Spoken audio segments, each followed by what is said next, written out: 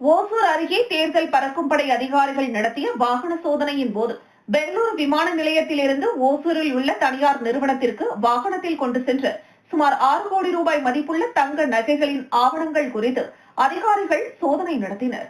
நீண்ட நேரத்திற்கு பின் அதிகாரிகள் ஆவணங்கள் அனைத்தையும் சரிபார்த்து ஆவணங்கள் சரியாக இருந்ததை அடுத்து வாகனத்தை விடுவித்தனர். ஓசூர் அருகே உள்ள பாகலூர் சம்பங்கி சோதனை சாவடி என்ற பகுதியில் தேர்தல் பறக்கும் படை அதிகாரிகள் வாகன சோதனையில் ஈடுபட்டிருந்தனர். அப்போது கர்நாடக மாநிலத்தில் இருந்து அந்த வழியாக ஓசூரில் உள்ள பிரபல தனியார் தங்க நகைகள் விற்பனை செய்யும் நிறுவனத்திற்கு தங்க நகைகளை கொண்டு சென்ற பார்சல் சர்வீஸ் வாகனத்தை தடுத்து நிறுத்தி சோதனை செய்துள்ளனர்.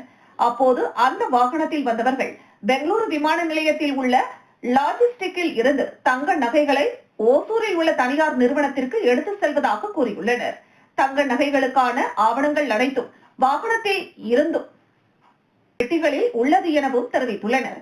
மேலும் தங்க நகைகளோடு இருக்கும் ஆவணங்களை எடுத்து காட்டுவதில் பாதுகாப்பு இல்லாத சூழல் இருப்பதாக கூறியதை அடுத்து அந்த வாகனத்தை அதிகாரிகள் காவல்துறையின் உதவியுடன் ஓசூர் சார் ஆட்சியர் அலுவலகத்திற்கு கொண்டு சென்றனர்.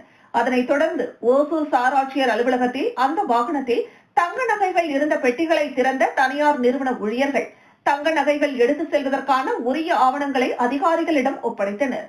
அதன் பின்னர் ஓசூர் சட்டமன்ற தொகுதி தேர்தல் நடத்தும் அலுவலரும் சார் ஆட்சியருமான அக்ரிதி சேத்தி உள்ளிட்ட அதிகாரிகள் ஆவணங்கள் அனைத்தையும் முழுமையாக சரிபார்த்தனர். அப்போது 21 பெட்டிகளில் 3 கிலோ 900 கிராம் எடையுள்ள தங்க நகைகள் தனியார் நிறுவனத்திற்கு கொண்டு செல்லப்படுவது தெரியவந்தது.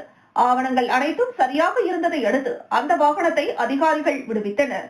வாகனத்தில் கொண்டு செல்லப்பட்ட தங்க நகைகளின் மதிப்பு சுமார் 6 கோடி ரூபாய் என கூறப்படுகிறது.